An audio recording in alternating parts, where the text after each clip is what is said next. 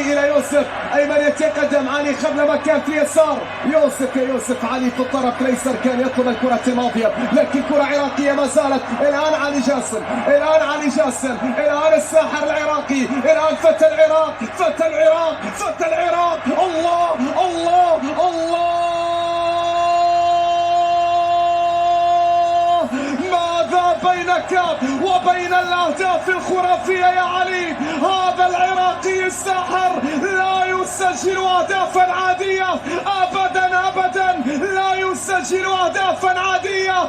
اصعد بحلمك يا عراق واكتب من المجد فصلا جديد. هكذا يقول علي: نحن العراق، هنا الساحر السلام، هنا الساحر تقدم، هنا فتى العراق الذهبي سدد واختار ليسجل ثاني الأهداف للعراق، العراق وثاني الأهداف عن طريق علي جاسم.